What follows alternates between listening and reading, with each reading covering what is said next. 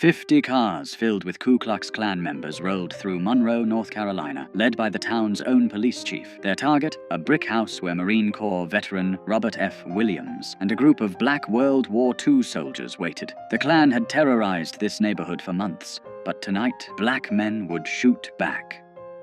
Monroe, North Carolina sat 30 miles southeast of Charlotte, a small textile town of 12,000 people where cotton mills provided jobs and Jim Crow provided the rules. The railroad tracks divided white from black, prosperity from poverty, safety from terror. On one side lived the people who ran the town, on the other lived the people who kept it running, cooking in white kitchens, cleaning white homes, working white-owned factories for a fraction of white wages. Robert Franklin Williams arrived back in Monroe in 1955, though calling it an arrival suggests he'd been welcome somewhere else. Born in this town on February 26, 1925, he'd grown up hearing stories from his grandmother, a former slave who'd given him his grandfather's rifle and told him what it meant to survive in a place that wanted you dead. His grandfather had been a Republican organizer during Reconstruction, publishing a newspaper called The People's Voice, until white violence made him choose between his voice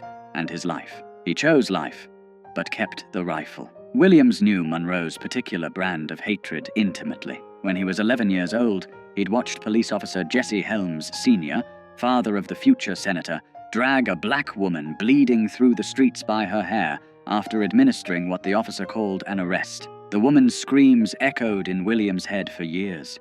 The sight of that badge glinting in the sun, while white onlookers smiled and nodded, taught young Robert a lesson that no school would ever address. The law in Monroe wasn't there to protect him.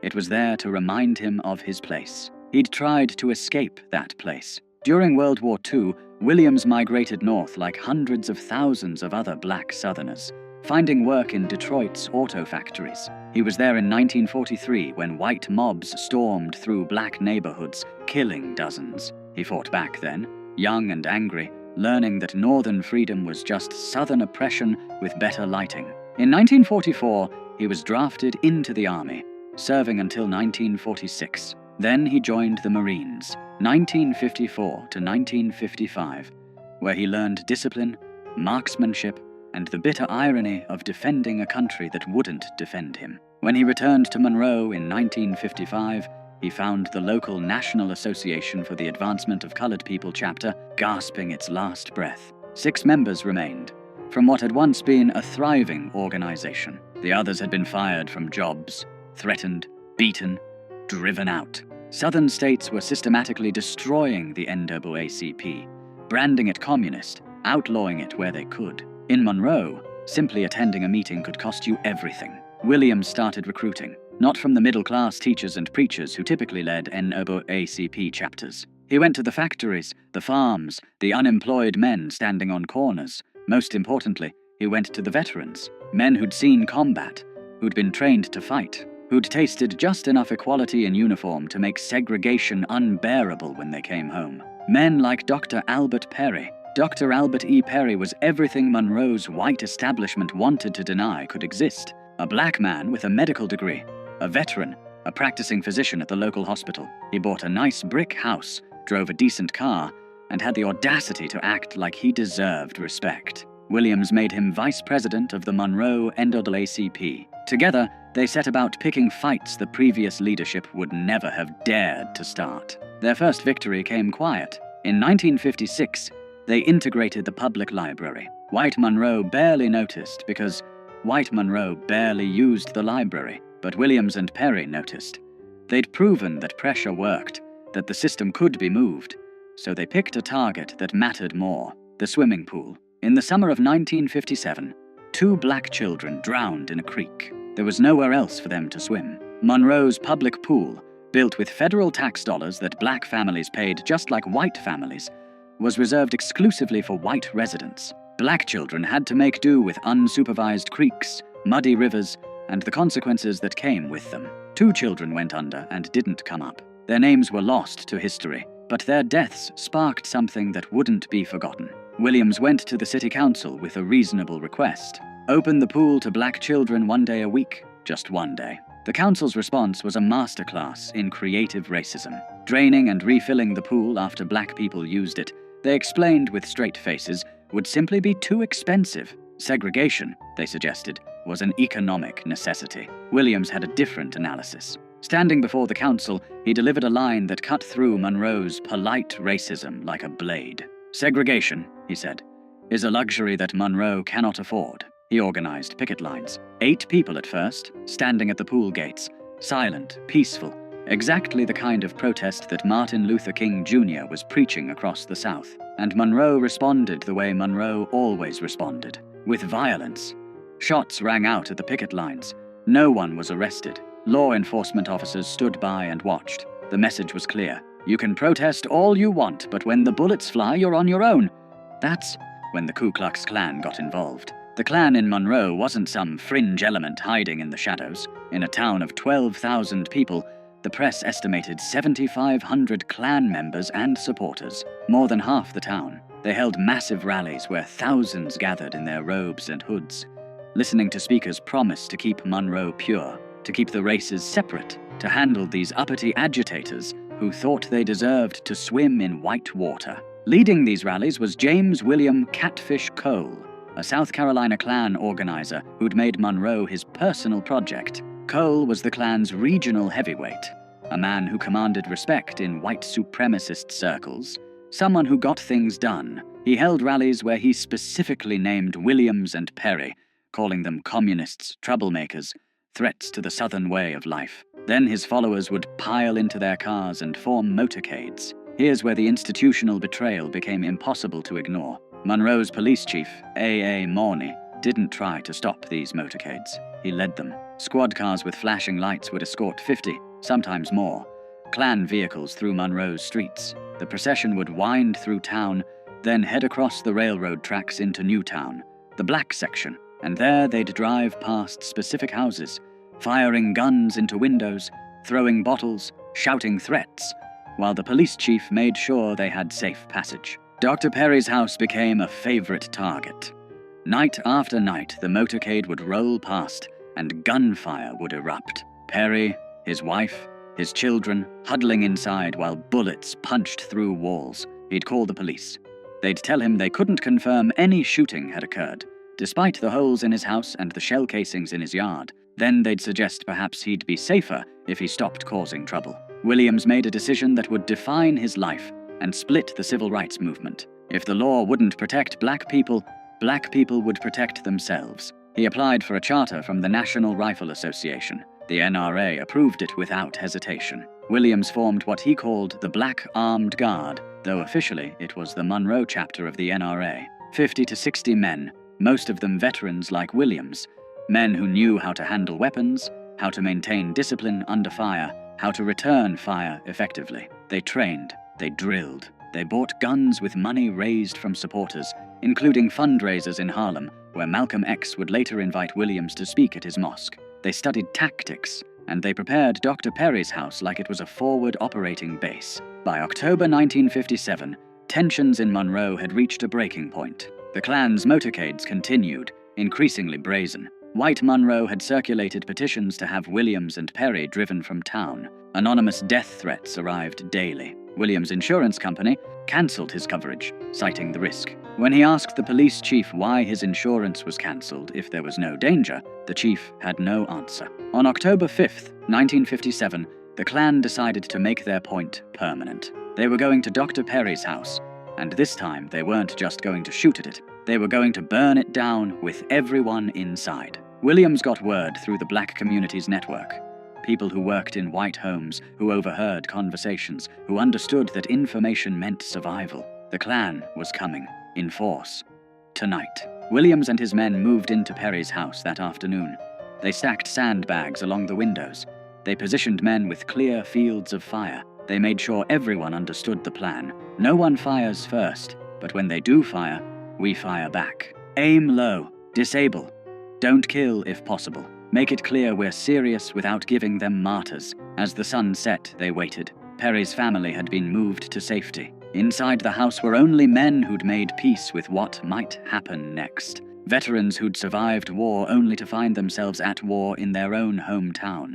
Men who'd sworn oaths to defend their country and were now defending their community from their neighbors. The sound reached them first. Engines. Lots of engines. Then the glow of headlights. Dozens of them, winding through Monroe's streets. The motorcade rolled past City Hall, past the courthouse, past the nice white neighborhoods where people watched from their porches like it was a parade. Then it crossed the tracks into Newtown. 50 cars or more, packed with Klan members in full regalia. At the front, Monroe Police Chief Morney's squad car, lights flashing. The motorcade snaked through Newtown's streets, and residents who'd seen this before pulled their children inside, turned off their lights, prayed this night wouldn't be the night someone they loved got killed. The procession turned onto Perry Street. The cars slowed, then stopped, engines idling. Men began to emerge, white robes gleaming in the headlights. Some carried torches, some carried guns. All of them carried the certainty that this was their town,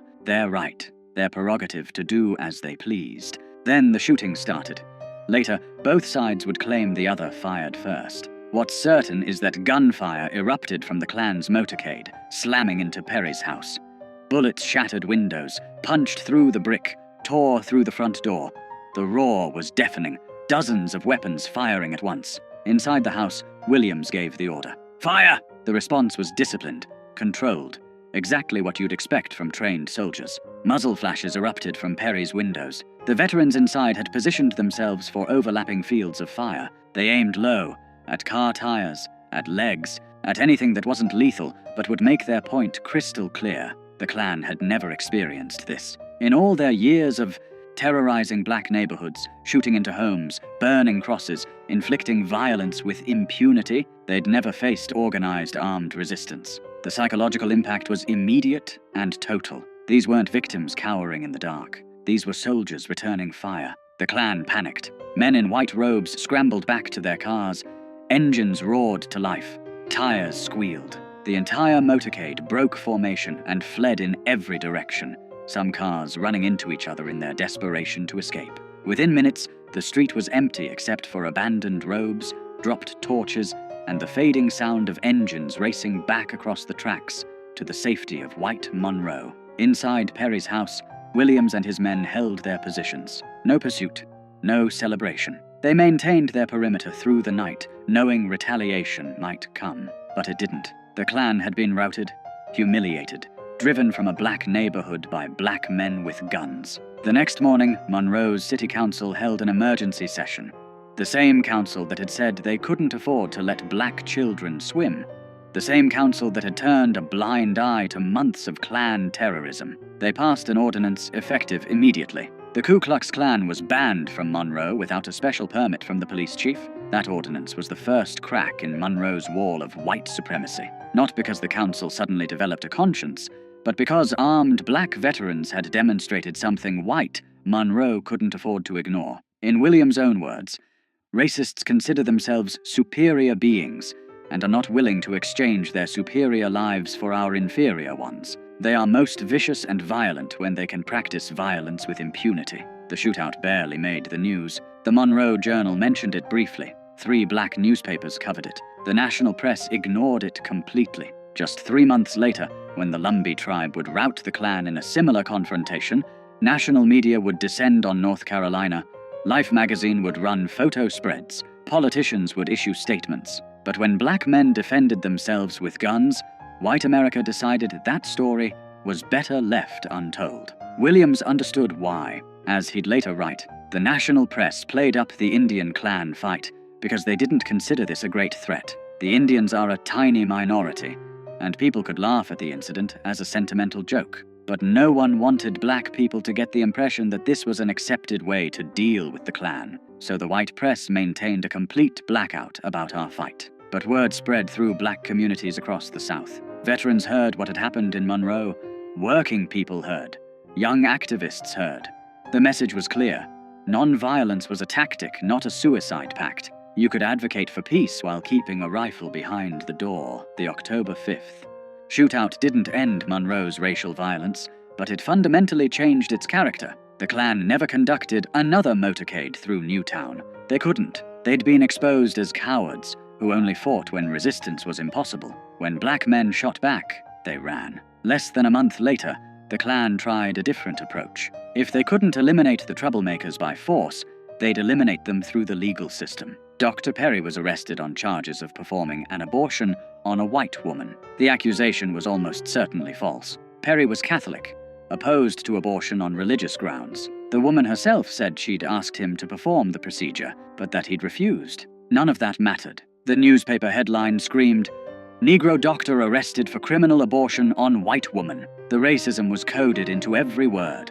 A black man's hands on a white woman's body, even in a medical context, was treated as inherently criminal. Perry was jailed. Williams led armed demonstrations at the courthouse, hundreds of black residents openly carrying weapons, demanding Perry's release. A white benefactor posted $7,000 bond. Perry was freed, but the damage was done. His trial came almost exactly a year after his arrest, October 21st, 1958. He was convicted and sentenced to 5 years in prison. Released after serving just over a year, Dr. Albert E. Perry never got his medical license back. He'd lost his profession, his livelihood, his future, for the crime of standing up to the Klan. The system had accomplished through legal proceedings what the Klan couldn't accomplish with guns. Meanwhile, Williams faced his own reckoning with the broader civil rights movement. In late October 1958, just days after Perry's conviction, a case exploded that would make Williams an international figure. 2 black boys, 9-year-old James Hanover Thompson and 7-year-old David Fuzzy Simpson, had been playing with white children. During a kissing game, a 7-year-old white girl named Sissy Sutton kissed both boys on the cheek. When she mentioned it to her mother, white Monroe reacted with hysterical rage. The mother washed her daughter's mouth with lye. Armed men hunted for the boys. Police arrested James and David, handcuffed them, took them to jail, and spent 6 days interrogating them without allowing them access to parents or lawyers. They were beaten, threatened with lynching, told they'd raped a white girl. Judge Hampton Price heard the case. Such as it was, the boys had no legal representation. They stood silent, terrified. The judge interpreted their silence as a confession. He sentenced both boys to indefinite terms in reform school, possibly until age 21, for a kiss that a white girl had initiated. Williams mobilized international attention. He contacted journalists in Europe. He worked with activists in New York to form the Committee to Combat Racial Injustice. He turned the kissing case into a global embarrassment for the United States, with demonstrations in Paris, Rome, and Vienna. Former First Lady Eleanor Roosevelt intervened with North Carolina's governor. President Eisenhower received thousands of letters. After 3 months, on February 13th, 1959, Governor Luther Hodges pardoned the boys without explanation or apology. They were released. Their lives were destroyed. James Thompson would spend most of his adult life in and out of prison. David Simpson largely disappeared from the record. In 2011 interviews, James's sister Brenda would remember sweeping bullets off their front porch every morning while the Klan burned crosses in their yard. The kissing case made Williams famous, but it also made him a target. Then came the event that would force him into exile. In May 1959, a Monroe court heard the case of Mary Ruth Reed, a 23-year-old black woman who was 8 months pregnant when Louis Medlin, a white man, assaulted her and attempted to rape her. Medlin was charged. The trial was brief. The all-white jury deliberated briefly, not guilty. Williams stood on the courthouse steps as Medlin walked free, and he said something that would end his leadership of the Monroe NAACP. Black women approached him, devastated, asking what they were supposed to do now that white men knew they could assault black women with impunity. Williams told them, "We cannot rely on the law. We must defend ourselves. If it takes violence to get justice, then we must meet violence with violence."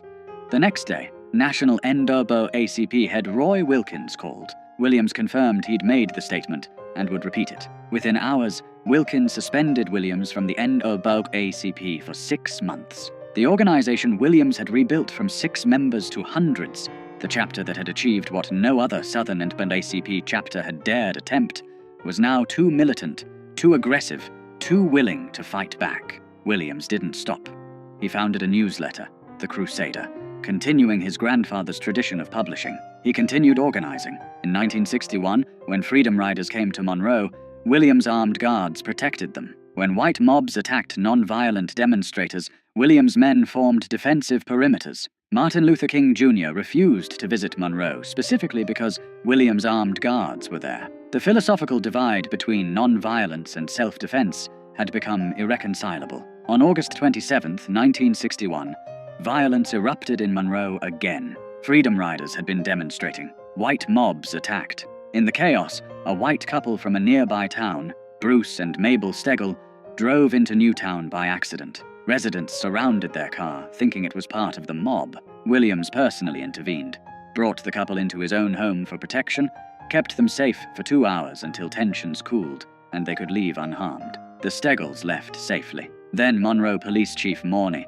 the same man who'd led KKK motorcades, told Williams, "In 30 minutes, you'll be hanging in the courthouse square." The FBI issued a federal warrant for Williams' arrest on kidnapping charges. The couple he'd protected claimed he'd held them hostage. Williams knew what was coming. Monroe's law enforcement, which had never arrested a single Klansman for terrorizing black neighborhoods, was about to lynch him legally. He and his wife Mabel fled, first to Canada, then to Cuba, then to China. He wouldn't return to the United States until 1969. From exile in Cuba, Williams broadcast Radio Free Dixie, a weekly program featuring jazz, blues, news, and commentary directed at black listeners in the American South. He wrote his book, Negroes with Guns, published in 1962, which would become essential reading for a new generation of activists. Huey Newton and Bobby Seale would cite it as inspiration for the Black Panther Party, the idea that black people had the right to defend themselves with weapons, that armed resistance was a legitimate response to armed oppression. Spread through the Black Power movement of the late 60s, the kidnapping charges were finally dropped in 1975. Williams returned to Michigan, where he lived quietly until October 15, 1996, when he died of Hodgkin's lymphoma at age 71. Rosa Parks delivered his eulogy in Monroe, the town that had driven him into exile for daring to suggest black people deserved to swim in public pools. The night of October 5, 1957, changed nothing and everything. Monroe remained segregated. The Klan remained powerful. Racism remained the law. But something had shifted. Black men with military training had demonstrated that white supremacist violence wasn't cost-free. They'd shown that victims could become defenders, that terror could be met with resistance, that the oppressed didn't have to die quietly. History tried to forget that night. The civil rights narrative we teach emphasizes non-violence, peaceful protest, moral suasion. We celebrate the bus boycotts and sit-ins, the marches and speeches. We're less comfortable acknowledging that sometimes black people survived because they had guns and knew how to use them, that veterans who'd fought fascism overseas came home and fought it at home, that the Klan stopped terrorizing certain neighborhoods because they knew armed men waited in the darkness. Robert F. Williams never apologized for October 5th. In his book, he wrote, "It has always been an accepted right of Americans, as the history of our western states proves, that where the law is unable to enforce order, the citizens can and must act in self-defense. We asserted this right, and we did what the law officers refused to do. We stopped the terror. We stopped it permanently." The Monroe shootout poses an uncomfortable question for American history. How much of the progress we credit to moral appeals actually came from the threat of armed resistance? How many white supremacists backed down not because they'd seen the light, but because they'd seen what happened when black veterans shot back? How much of the civil rights movement's success depended on the unspoken pressure of men like Williams, proving that black communities could defend themselves if pushed too far? We'll never know for certain. What we do know is that after October 5, 1957, the Klan never conducted another armed motorcade through Monroe's black neighborhoods. We know that the city council passed an anti-Klan ordinance the very next morning after refusing to act for months. We know that white Monroe's terrorism lost its impunity. And we know that black veterans, men who'd been told they weren't good enough to swim in public pools, proved they were more than good enough to stand their ground when armed mobs came calling. The story of that night, and the man who organized the resistance, deserves more than a footnote.